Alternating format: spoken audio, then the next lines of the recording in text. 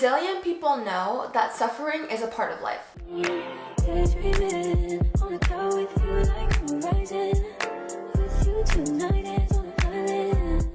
Hey guys, it's L2 I'm back with another video, and today's another segment of spilling the tea for the girlies. Okay, so on this segment, we're talking about resilience. We're just gonna jump right into it because this is what's going to propel your life, not just that mood board for 2024. But this video came about because I watched a TED Talk this week, and it was about the 3 secrets of resilient people. Go check it out if you haven't seen it already, but after this vid.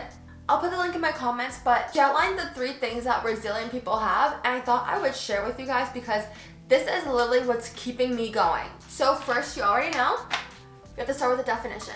Resilience is the ability to withstand adversity and bounce back from difficult life events. A lot of us that have our New Year's resolutions, we are resilient. Why? Because I know you have a resolution or 2 that you've had on your list from before and you're trying to action it now again.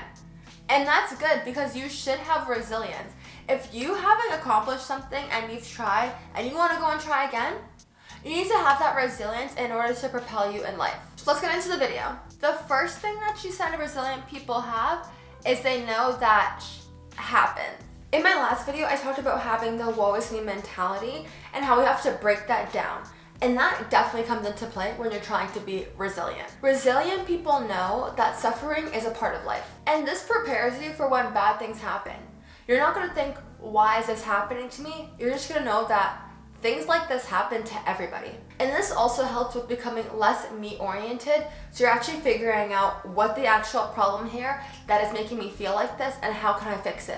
And for me, I know that social media has had an impact on this because of the fact that you're constantly seeing people display the best parts of their life, and you probably think that nothing bad is happening to these people.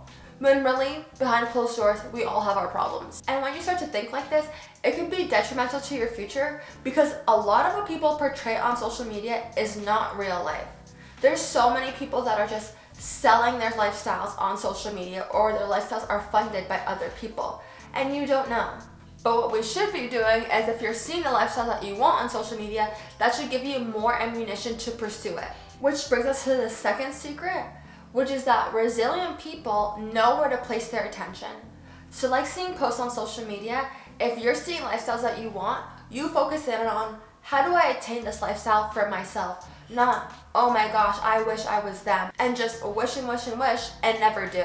But a key difference here is that you also have to understand the aspects of your life that you can change and the things that you can't. So say in situations where you know that the situation you are facing is just the cards that you were dealt. If you can't change those circumstances, you need to understand how you're going to move forward in the situation that you're in. Because at the end of the day, life does go on. And this is where critical thinking comes into play, because you need to understand the threats and your weaknesses in your situation, and also in turn think about the good that can come out of these situations. It's in our human nature to focus on the negative, and it's so much easier to just run with that than actually trying to see the positive in certain things or work towards positive outcomes. And there was a study in this TED Talk where 6 people were told to write down 3 things that they were appreciative of each day, and it turned out that they became more grateful as people by the end of the experiment and less depressed. And that's because if you find the good in each day, even if that's just that you woke up, that's a driving force that should be keeping you going. And being grateful is very important, especially for me, because resilience is us having the will to keep going. And if there's not positive things that you're seeing in your life, it's going to be very hard for you to keep that mentality. Which brings us to the last secret of resilient people, which is that they ask themselves, is what I'm doing helping or harming me? When you put things into this perspective, it really does let you know, okay, I need to change what I'm thinking, or how am I going to change the way that I'm thinking? When you ask yourself these questions, it really simplifies your problems. Sometimes it can be a complex situation, there's lots of aspects, but at the core of it, think about if what you're doing is helping you or harming you. Say for me, one of my New Year's resolutions is that I want to wake up at 7 a.m. every day. So far, that has been a tough feat, and that's because I like to stay up late. And I always find myself up at 1 a.m. and I'm like, is what I'm doing helping or harming me?